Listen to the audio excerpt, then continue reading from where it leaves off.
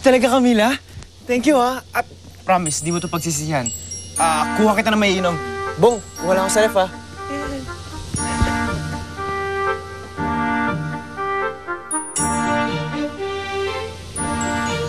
Bong. Alam mo, ayoko talaga ng mga date-date eh. Pero, pumayag na rin ako dito kasi kaibigan mo naman yung si CJ. Ay, Camila, hindi mo naman kailangan pumayag eh. Rerespetuhin ko naman yung decision mo kung talagang hindi mo type. At sa totoo lang, okay lang talaga sa akin hindi mo type. Huwag nang pilitin sarili mo. Ikaw naman. Hindi, okay lang. Okay lang. Naka-oo na ako eh. Tsaka isa pa, ayokong isipin mo na wala akong tiwala sa'yo. At ayoko na rin itong pag-awayan pa natin. At lalong-lalo na, ayoko mapalayo sa pamangkin ko. Oh. Ay! Bong! Ano bang ginagawa mo dyan? Tingnan mo nga, ang init-init oh. Halika na sa loob, tsaka wala namang kwenta yung view dito eh. Excuse me? Ang ganda-ganda ng view dito, oh.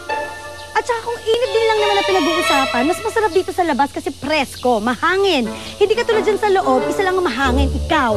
Hindi ba, Bong? Dito na lang tayo, di ba? Ayun. Naku, Bong, hindi. Doon na tayo sa loob. Tara na, dali. Halika na, bilis. Ay, CJ! Tulungan na kita. Naku, doon na nga tayo sa loob magpalamig. Ikaw naman. Init-init dito. Doon tayo sa mas mahangin na lugar.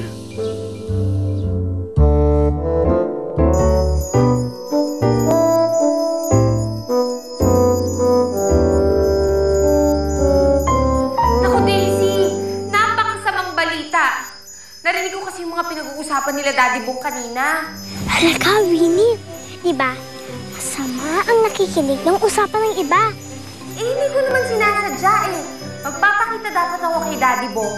Kaso hindi ako makatsyempo kasi hindi siya nauubusan ng kausap. Kaya ayun, narinig ko yung pinag-uusapan nila. Ito na nga, si Tita Camila mo, makikipag-date na kay Tito CJ mo. Paano yun, Winnie? Baka magkagustuhan silang dalawa. Eh, hindi ko na magiging mami si Tita Camila kapag nagkaganon. Ang masama nun, may iiwan si Tita Ivy mo. Hala! Speaking of the bruha! Ayun na siya! Oh, anong tinitingin-tingin mo dyan? Mangungulit ka na naman ba, ha? Hindi po. Ang buti naman. Ang sungit talaga nun. Sumbungo nga sa Daddy Bong mo. Huwag na, Winnie. Kawawa naman si Daddy. Ang dami niyang problema eh. Naku. Alam mo kung meron na akong pixie dust, ginantihan ko na yon. Ba't ang gumanti, Winnie? Eh, ba't di naman siya eh? Tingin mo gusto niya ng fancy dinner? Ma!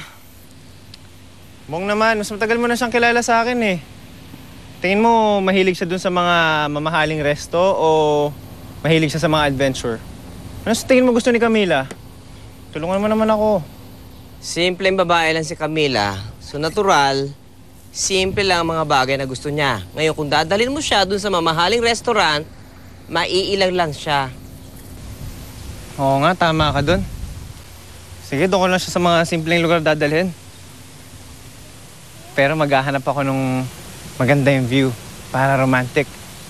Yung kita yung mga city lights and then yung stars.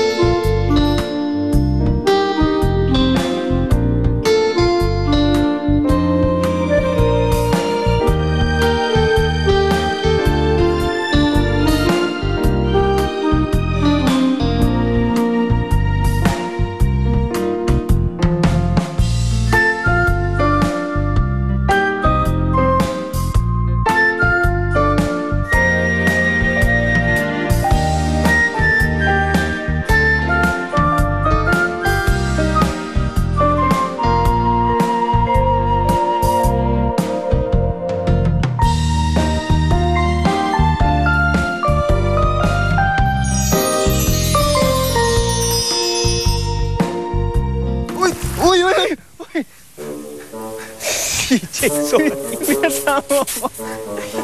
Sensya na. Hindi ko na malaya.